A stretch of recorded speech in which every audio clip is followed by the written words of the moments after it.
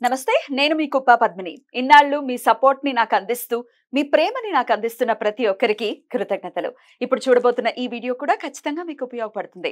Like, share and subscribe చేసి మీ ఇష్టాన్ని, అలాగే మీ సపోర్ట్‌ని నాకందించండి. అలాగే ఈ వీడియో పట్ల మీ అభిప్రాయాన్ని కామెంట్ సెక్షన్‌లో కామెంట్ చేసి నాకు తెలియచేయండి. నమస్తే. నమస్కారం. రేపటి విశిష్టతని ఒకసారి చూద్దాం. రేపు 19వ తారీఖు మార్చి నెల 2024వ సంవత్సరం మంగళవారం. శ్రీ శోభకృత్ నామ సంవత్సరం ఉత్తరాయణం శిశిర ఋతువు. రేపు పాల్గొన మాస శుక్లపక్ష దశమి తిథి రాత్రి 12:21 వరకు, తదుపరి ఏకాదశి తిథి. పునర్వసు నక్షత్రం రాత్రి 8:10 వరకు, తదుపరి పుష్యమి నక్షత్రం.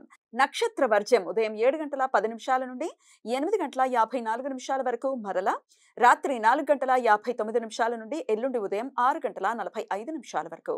అమృతకాలం సాయంత్రం 5:34 నుండి 7:18 వరకు.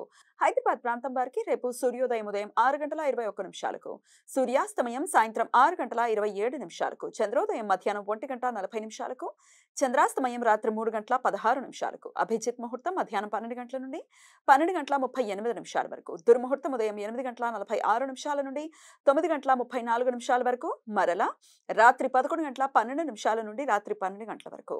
రాహుకాలం మధ్యాహ్నం 3:25 నుండి సాయంత్రం 4:56 వరకు.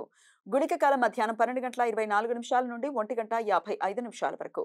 యమగండ కాలం ఉదయం 9:22 నుండి 10:53 వరకు. రేపు బాహుదశమి.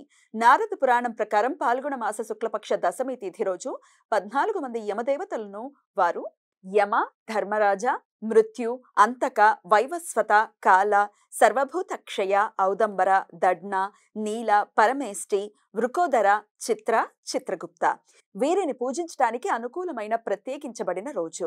అపమృత్యు భయాల నుండి బయటపడటానికి రేపు భక్తులు 14 మంది యమ దేవతలను పూజించి అర్ఘ్య ప్రదానం చేసి పేదలకు దాన ధర్మాలు చేస్తారు. ఈ సమాచారాన్ని మనకందించిన వారు మేడికొండూరు విశ్వనాథ్ ప్రసాద్ గారు. ఆయనకు కృతజ్ఞతల్ని తెలియజేస్తూ యమధర్మరాజు స్మరణతో సమస్త సన్మంగళాని భవంతు. నమస్కారం.